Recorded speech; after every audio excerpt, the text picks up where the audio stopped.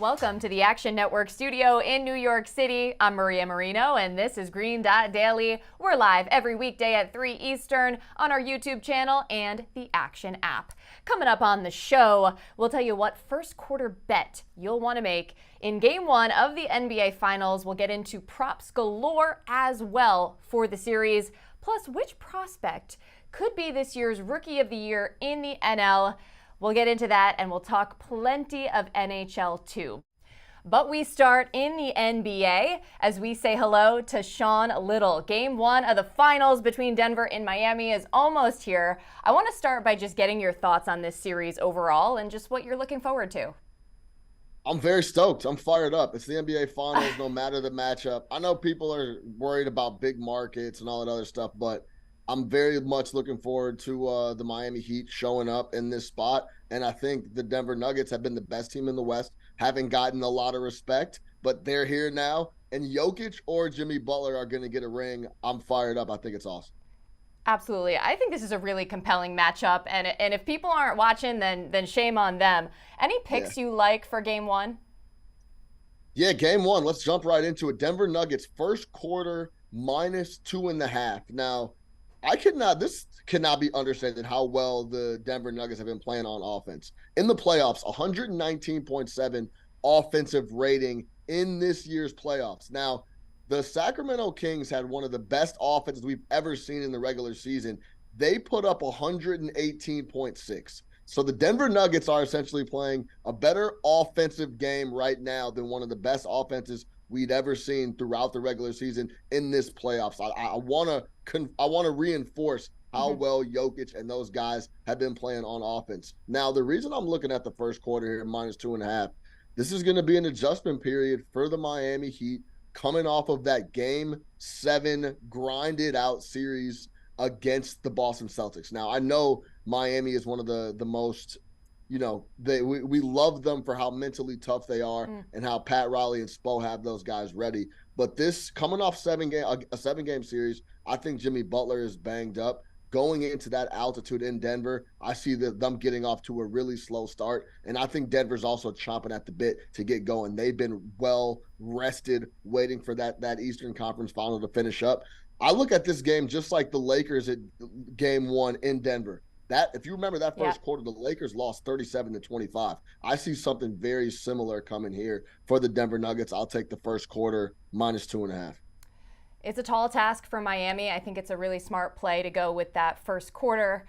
All right, we're going to have some fun with props now because our podcast Buckets, which you appear on regularly, has released an episode that was sort of a prop extravaganza, if you will. So I'm going to name a prop that was given out, and I'm going to see if you can name who gave out the prop and share any reaction you might have. Ready? Yes, and I'm really glad I didn't listen to this episode already because I am going to fire it up later on this afternoon. So, yes, let's go. No cheating, no preconceived notions from you. Okay, so the first one is Nikola Jokic to outscore Jimmy Butler every game at +2,200. Which one of your co-hosts does that sound like?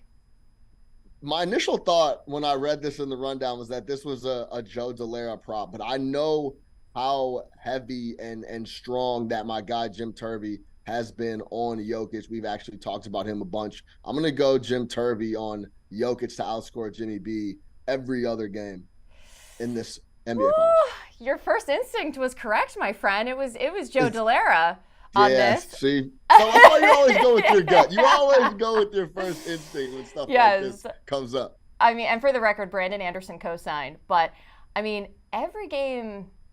What do you think?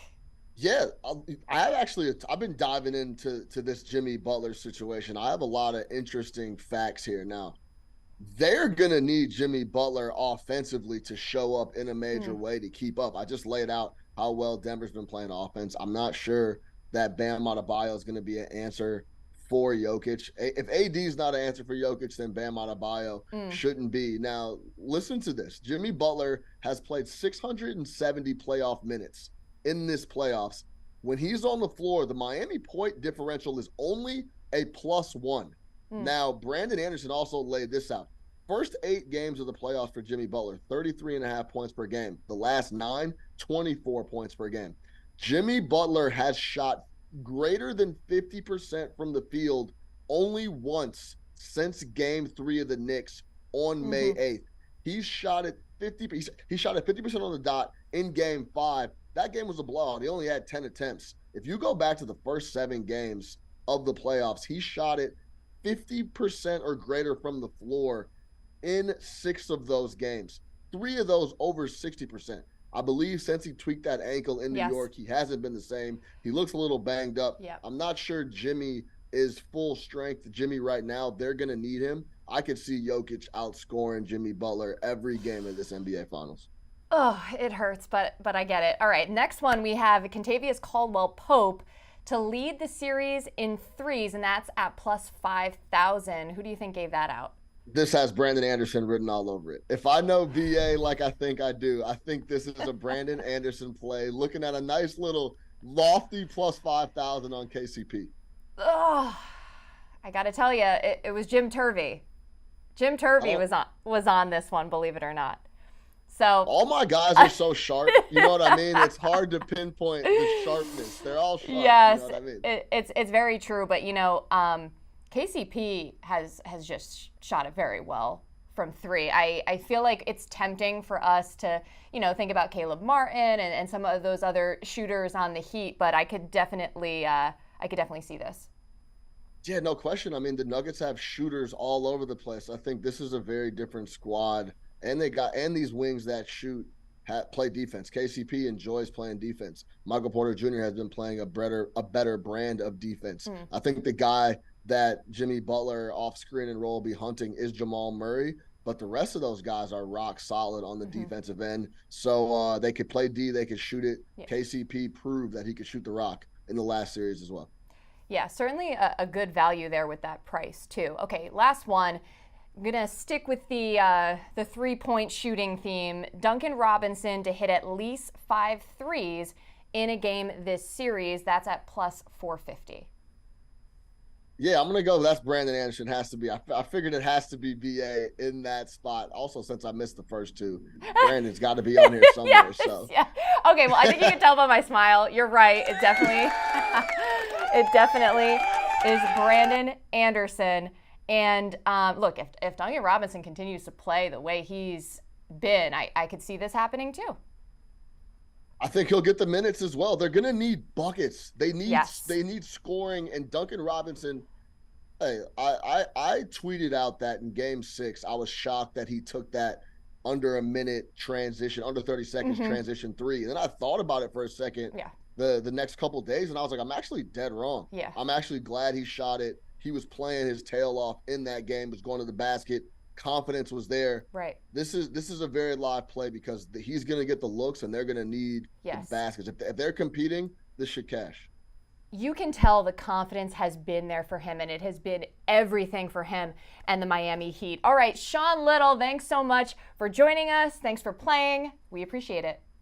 Always, MM. I'll see you later. All right, I'll see you. And we're going to send you off with one more prop from Buckets. Here's Matt Moore and Jim Turvey discussing how to bet on the ECF MVP runner-up, Caleb Martin. He's got Caleb Martin under 15.4 points per game, under 6.6 rebounds per game. I was on the favorites, and Simon Hunter actually mentioned to me that when he checked in with the pros that he works with, the pros were actually expecting regression from Caleb Martin, that they were going to be looking to bet unders on Caleb Martin in the series after that strong performance in the Eastern Conference Finals. I'm curious as to what your thought process is here, if it's just purely, surely that guy's going to go back to something closer to what he's been his entire career, or if there's a more strategic angle here with the under 15.4 points and 6.6 rebounds per game.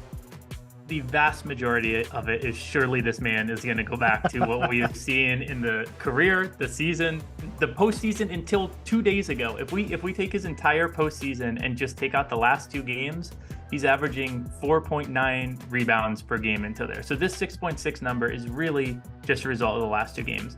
The most recent game, he played 44 minutes. The game before that, he played 40. That's the NBA Finals, and he's been playing outstanding. So he may well be running 44 minutes a night. Like that is a distinct possibility, but I'm willing to bet on him not getting 44 minutes a game.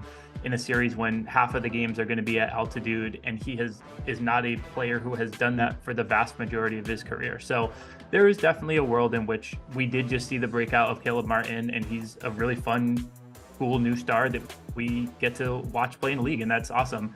I just am going to be the wet blanket who thinks it's more likely that he does not quite reach those heights again in this series. And so I'm going to be fading your new fave, Matt. I'm sorry. Green Dot Daily is presented by BetMGM. Use bonus code ACTION when signing up to get up to $1,000 paid back in bonus bets if you don't win your first bet. Terms and conditions apply. Gambling problem? Call 1-800-GAMBLER. To baseball, and check out the latest odds to win NL Rookie of the Year. Corbin Carroll is the favorite at plus 150 for the 32-23 Diamondbacks. Next is James Outman at plus 425. Francisco Alvarez at plus 600. Since May 9th, he has an OPS north of 1,000. Then Elly De La Cruz checks in at plus 1,600, even though he has yet to play at the big league level. Let's welcome in our expert, Sean Zerillo now. Sean, is there a name on that list that you're betting on? Yeah, I like Frankie Alvarez considering where his stats are, but at the current numbers, Elly De La Cruz 20-1 or better certainly seems like the best value on the board, even though, as you said, he has not made his debut at the big league level. The number 4 prospect in baseball, though, per MLB pipeline, and a potential generational talent.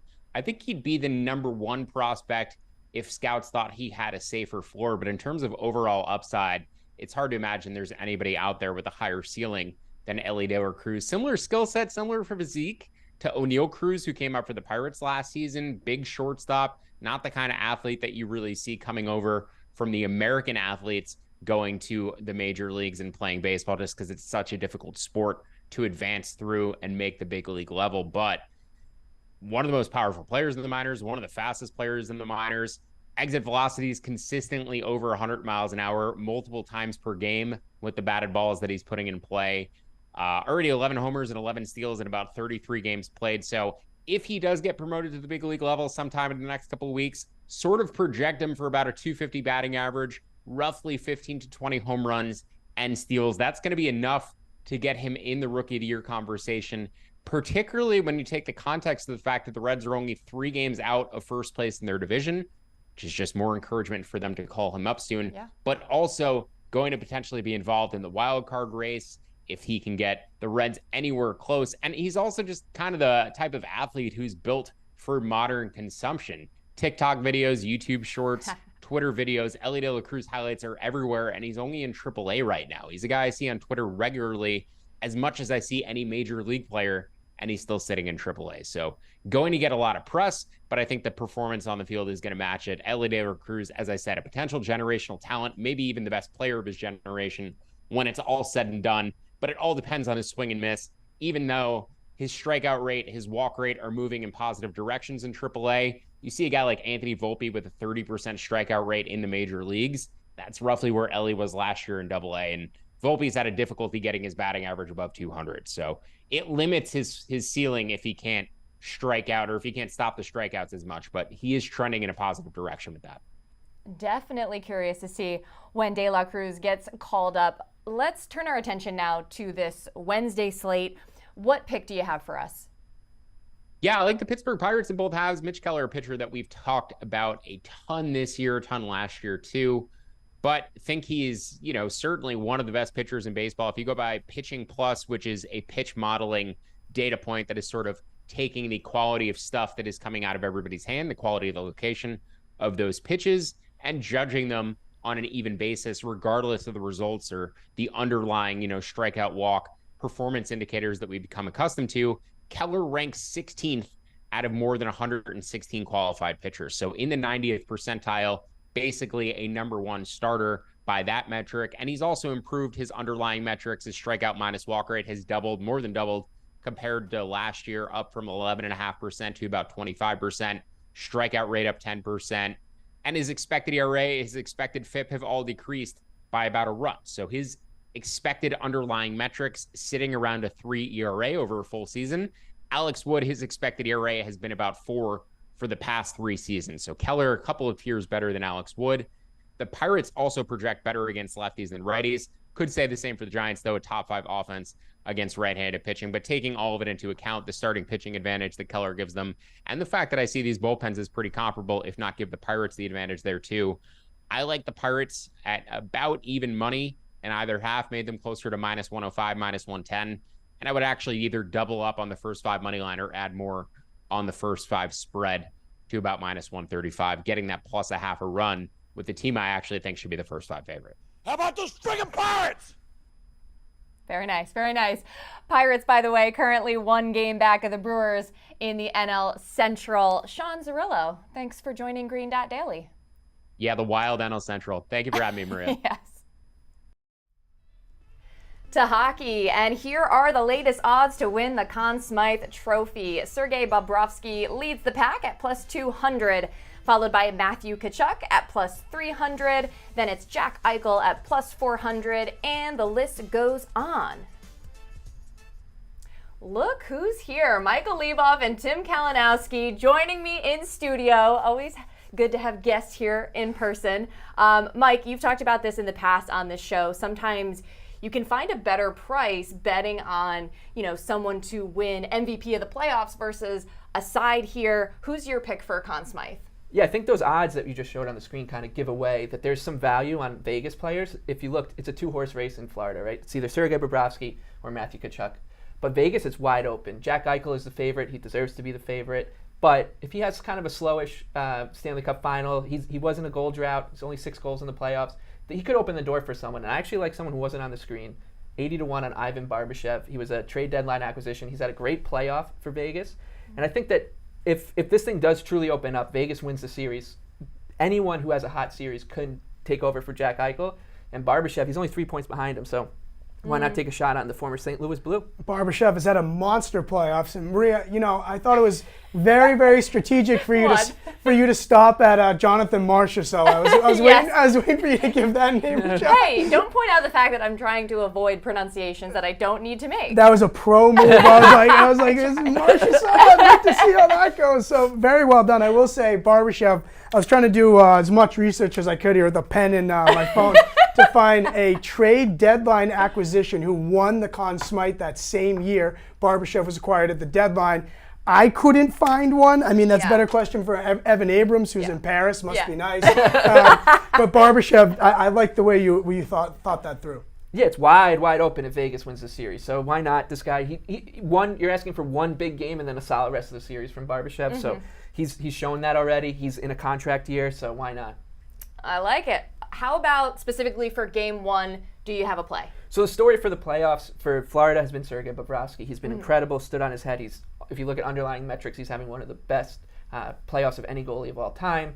But what does that tell you? It tells you if your goalie needs to stand on his head, your defense is probably struggling a little bit. So I actually like the over here. Aiden Hill on the other side, he's been admirable, but he's a career backup. I think both of these guys come back down to earth a little bit. You're going to have some value on the on the over because of all the unders that have been hitting in these two teams series. So I'm going to fade the goaltending narrative here, take the over 5.5 in Game 1, and hope things get a little crazy. When I saw your notes and I saw that you had the over, I didn't see the number yet, and I was assuming it was going to be 6, and I was like, I kind of lean under, but then I saw 5.5. Under -105, and I was like, Then I saw the over, it's sitting at 5.5 -115. I'm like, over actually ain't a bad play. I can see there. I don't know how to really react to all the rest that we're going to see here. But again, I'm not a huge believer in Aiden Hill as many times as he's done well since filling in.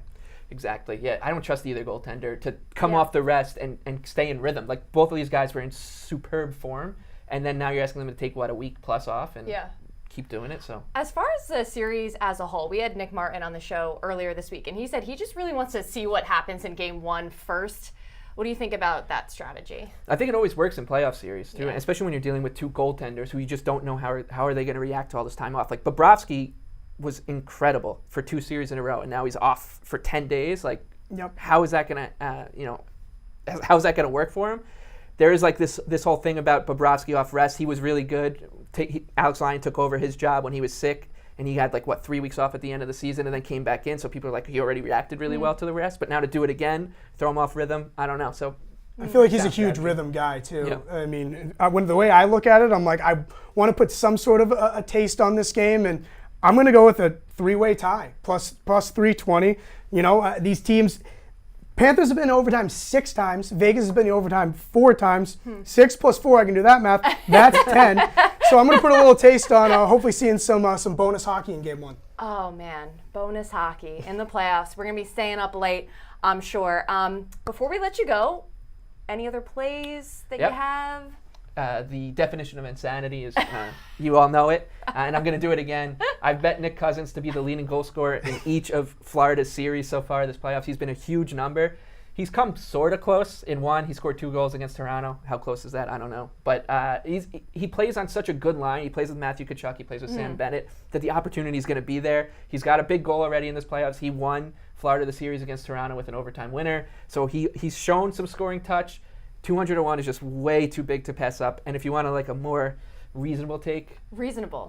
reasonable, Anthony Duclair on Florida, I think at 25-1 is also worth it. He gets top 6 minutes. He's quite fast. This is a team that loves to hit you on the break. He's maybe their best player off the rush, so why not? I tend to agree. And if you're looking at this and you're like, I do not want to bet the over in this game, and you're saying I want to get at the under, here's how I would think I'd get at the under. First period under 1.5. If these teams are going to feel each other out, if you saw Leboff, you're like, this guy, I don't believe anything this guy said. I'm for sure not taking that over. If you're dedicated to the under, I would look at the first period because we know how Cassidy coaches his team, Paul Maurice as well. Maybe we'll feel each other out to start. Makes a lot of sense. It's obviously going to be a long series. Might as well just take your time, feel each other out. Guys, it was so good to have you in studio. Michael Leboff, once again, Tim Kalinowski. Any parting words? It was nice to be here. It was actually all right. Leboff and I, marathon today. Yes, indeed. All right, we're going to have you both on the show again later in the week. Thanks again, guys. Remember, any picks we give out here on the show, you can easily reference by following Green Dot Daily in the Action app. We keep track so you don't have to. Green Dot Daily is presented by BetMGM. Use bonus code ACTION when signing up to get up to $1,000 paid back in bonus. Green Dot Daily. I'm Maria Marino. Thanks so much for watching, and I'll see you again Thursday at 3 Eastern on the Action Network YouTube channel and the Action app.